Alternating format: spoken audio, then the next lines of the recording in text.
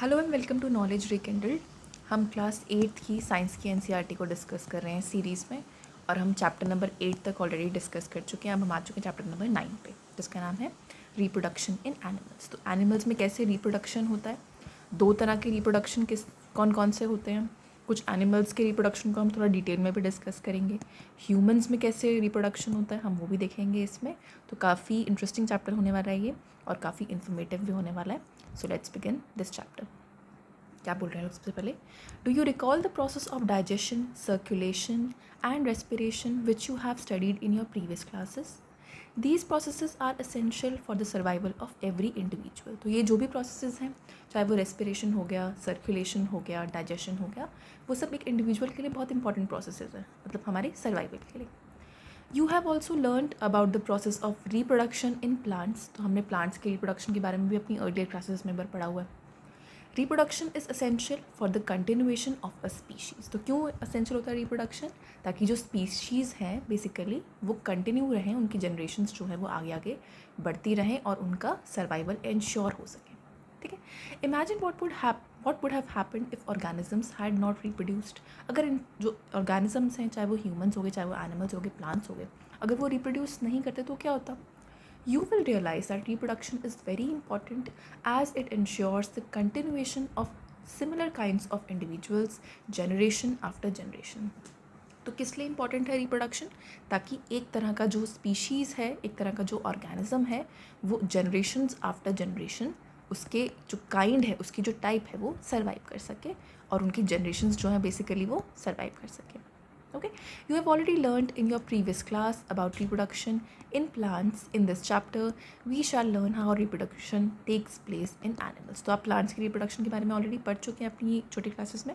तो इस चैप्टर में हम पढ़ेंगे कि एनिमल्स में रिप्रोडक्शन कैसे होता है। ठीक है। तो सबसे पहला हमारा टॉपिक क्या है इसमें? मोड्स ऑफ रिप्रोडक्शन, की किन तरीक़ों से रिप्रोडक्शन एक्चुअली होता है। तो क्या बोल रहे हैं लोग? Have you seen the young ones of different animals? Try to name some of the young ones by completing table 9.1 shown in the example. तो यहाँ पे एक टेबल दिया हुआ है, उसको मैंने कंप्लीट कर दिया आपके लिए।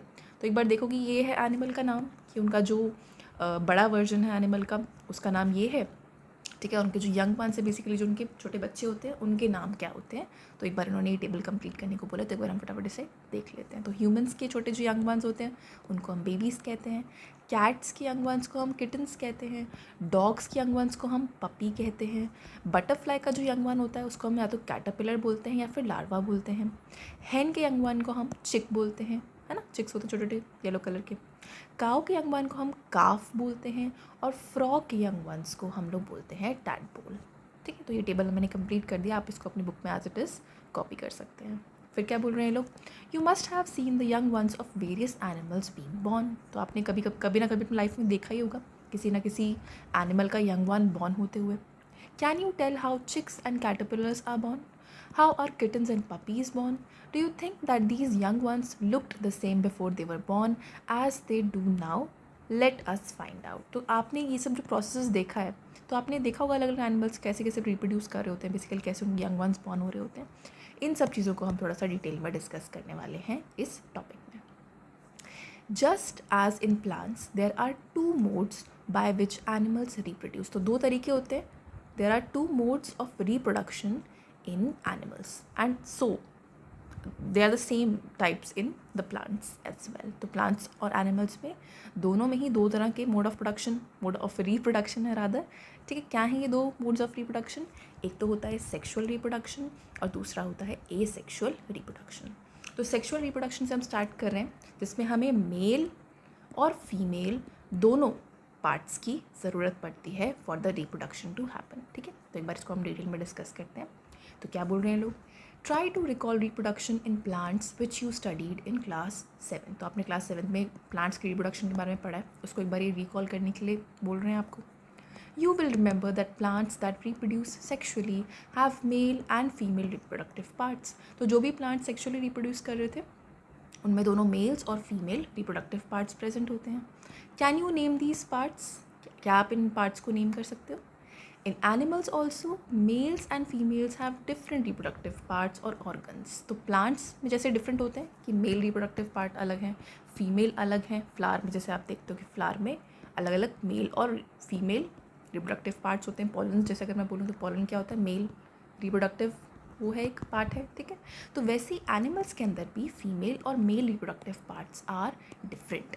Like plants, the reproductive parts in animals also produce gametes that fuse to form a zygote, ठीक है। तो गैमेट सबसे पहले क्या होता है एक बार हम वो देखते हैं, फिर मैं आपको पूरी ये चेंज थोड़ी सी डिटेल में एक्सप्लेन करती हूँ। तो गैमेट क्या होता है, these are nothing but cells. तो हमने सेल्स वाला चैप्टर ऑलरेडी डिस्कस कर लिया है। तो जो भी सेल्स रिप्रोडक्शन में हेल्प कर रहे हैं उनको हम बोलते हैं गैमेट्स, ठीक है। फीमेल में वो सेल कौन सा होता है, फीमेल में वो सेल होता है आपका ओवम या फिर ओवा, द एग बेसिकली, ठीक है। ये होता है आपका फीमेल सेल जो कि रिप्रोडक्शन में हेल्प करता है, और मेल में जो सेल रिप्रोडक्शन में हेल्प करता है उसका नाम होता है स्पर्म, ठीक है। तो ये गैमेट्स क्या है basically, these are nothing but reproductive cells in males and females, ova in females and sperm in mails.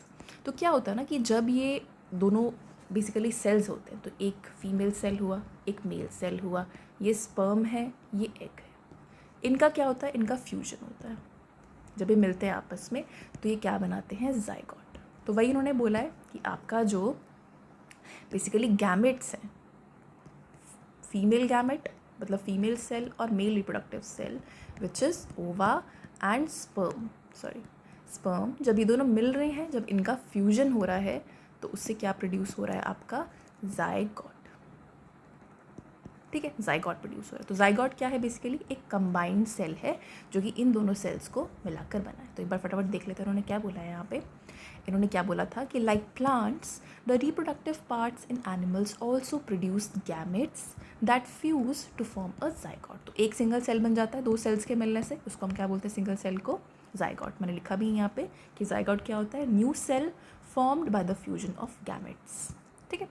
It is the zygote which develops into a new individual. तो यही जो जाइगोट होता है बेसिकली, ये जो single cell बन चुका है जाइगोट फ्यूजन की वजह से मेल और फीमेल पार्ट के, मेल और फीमेल सेल के, वही जो जाइगोट होता है फिर वो जाके एक नया बेबी बनता है बेसिकली, चाहे वो किसी भी एनिमल का बेबी, ठीक है। वो एक नया इंडिविजुअल बन जाता है जिसके सारे बॉडी पार्ट्स होते हैं, ठीक है, जो कि उसके पेरेंट्स में प्रेजेंट है।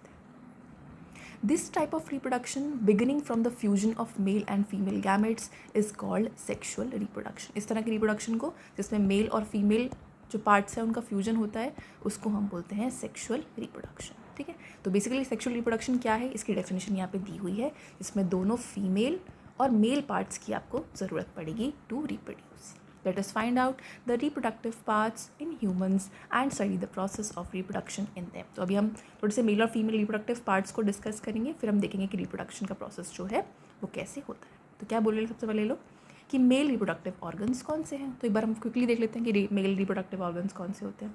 तो क्या बोल रहे हैं, the male reproductive organs include a pair of testis, 2 sperm ducts and अ पीनस, ठीक है। तो टेस्टिस का सिंगुलर क्या होता है, टेस्टिस, ठीक है।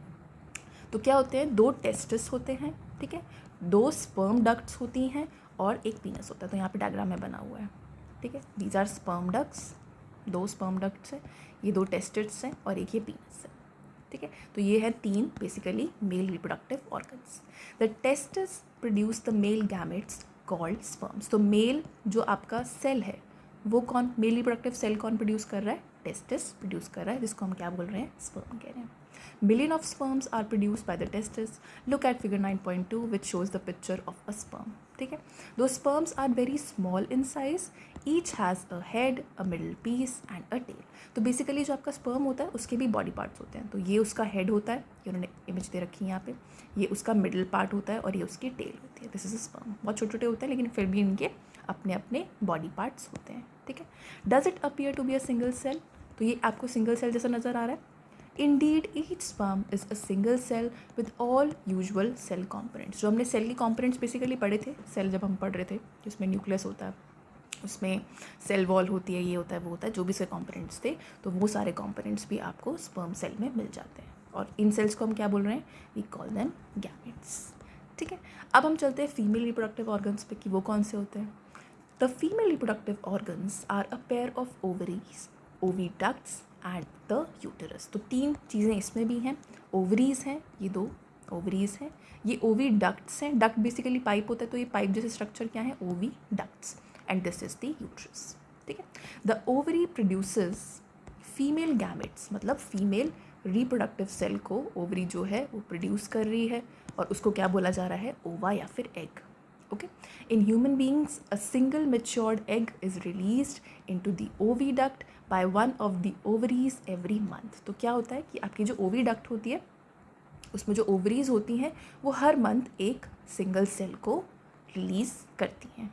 ठीक है. तो क्या लिखा है यहाँ पे, इन ह्यूमन बींग्स, अच्छा हाँ मैंने पढ़ लिया ना, a single matured egg is released into the oviduct by one of the ovaries every month. तो दोनों में से एक ओवरी कोई भी एक मंथ में एक बार एक सेल रिलीज करेगी in the oviduct. Uterus is the part where the development of the baby takes place. Like the sperm and egg is also a single cell. तो आपका जो यूट्रस वाला जो पार्ट है यहाँ पे क्या होता है, यहाँ पे बेबी बेसिकली इम्प्लांट होता है और बेबी बेसिकली बड़ा होता है, यहाँ पे फीटस बनता है. ठीक है. और क्या बोला इन्होंने कि जो आपका ओवरी होता है, जो ओवम वो प्रोड्यूस कर रहा है, वो भी एक सिंगल सेल ही है. जैसे कि sperm is a single cell, it is a cell first of all, then it's a single cell. वैसे ही आपका जो ओवम है या फिर ओवा है, that is also a single cell. उसमें भी एक तो कोई न्यूक्लियस है, साइटोप्लाज्म है, ऑर्गेनेलीज होंगी, जो भी होगा. ठीक है, ये समझ में आ गया आपको.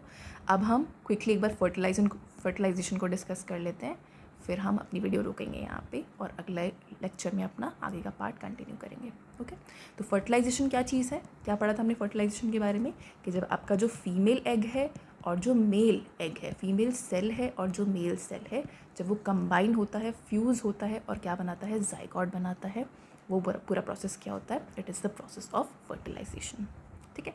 The first step in the process of reproduction is the fusion of a sperm and an ovum. तो वही हमने देख लिया कि जब स्पर्म है प्लस ओवम का जब क्या हो रहा है, बेसिकली फ्यूजन हो रहा है, उसको हम कहते हैं आपका फर्टिलाइजेशन का स्टेप, जो कि पहला स्टेप है इस पूरी प्रोसेस में.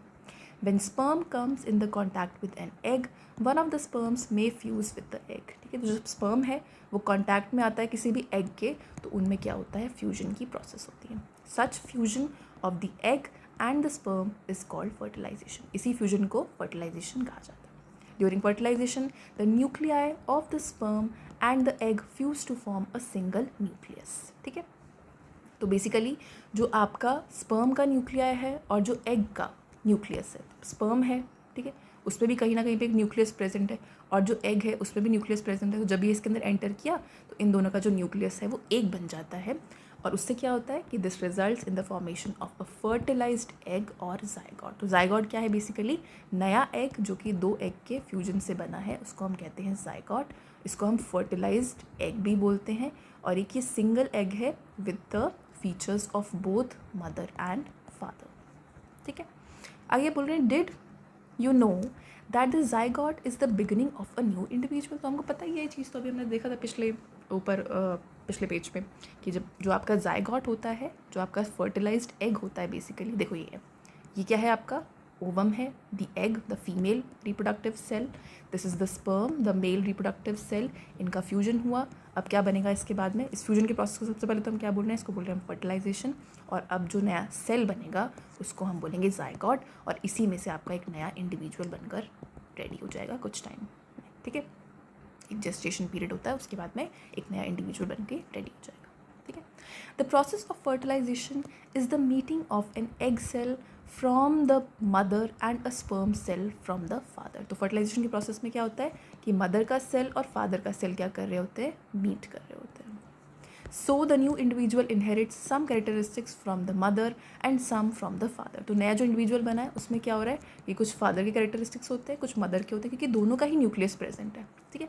हमने जब सेल चैप्टर डिस्कस किया था तो हमने उसमें क्या देखा था कि न्यूक्लियस जो होता है आपका सेल के बीच में, उसमें आपका डीएनए होता है. ठीक है. डीएनए क्या होता है, डीएनए क्या डिसाइड करता है कि कौन से फीचर्स, कौन से कैरेक्टरिस्टिक बेसिकली आप मदर से और फादर से डिराइव करोगे, है ना, आप अपने बच्चे को दोगे बेसिकली. तो वो न्यूक्लियस में वो सारी इन्फॉर्मेशन होती है डीएनए वाली. तो जब दोनों के फादर का न्यूक्लियस आ गया, मदर का न्यूक्लियस आ गया, जब ये मिलके एक न्यूक्लियस बनाएंगे तो उससे क्या होगा कि जो बच्चा है, जो बेबी है, जो ऑफस्प्रिंग होगा, उसकी कैरेक्टरिस्टिक्स डिफाइन हो जाएंगे. लुक एट योर ब्रदर और sister, see if you can recognize some characteristics in them similar to those of your mother and your father. तो आप अपनी सिबलिंग को देखो और उसमें नोटिस करो, उनमें नोटिस करो कि क्या आपके पेरेंट्स से कुछ कैरेक्टरिस्टिक्स आपको नज़र आ रहे हैं उनमें. ठीक है।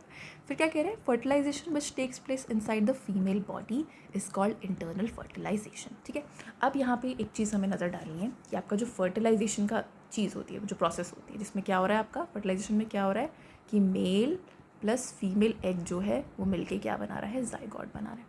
अब ये जो जाइगोट बनने का प्रोसेस है ना, ये दो तरीके से हो सकता है। या तो होती है इंटरनल फर्टिलाइजेशन। इंटरनल फर्टिलाइजेशन में क्या होता है कि आपका जो फीमेल की बॉडी होती है, जैसे कि ह्यूमंस में होता है ना, फीमेल की बॉडी में ही ये दोनों जो आपके सेल्स हैं ये मिलेंगे और जाइगोट बनेगा। ठीक है। एक दूसरा तरीके का जो फर्टिलाइजेशन होता है वो होता है एक्सटर्नल फर्टिलाइजेशन। उसमें क्या होता है कि फीमेल की बॉडी से बाहर, बेसिकली उसकी बॉडी के अंदर ये फर्टिलाइजेशन का प्रोसेस नहीं होता, उसकी बॉडी से बाहर ये फर्टिलाइजेशन का प्रोसेस होता है। तो इंटरनल फर्टिलाइजेशन आपको किन किन में देखने को मिलता है कि बॉडी के अंदर ही ये वाला प्रोसेस चल रहा है, तो वो एक तो आपको ह्यूमंस में देखने को मिलता है, काउज में, डॉग्स में, हेंस में आपको देखने को मिलता है। तो बेसिकली बहुत सारे ऑर्गेनिजम्स हैं जिनमें फर्टिलाइजेशन इज़ इंटरनल।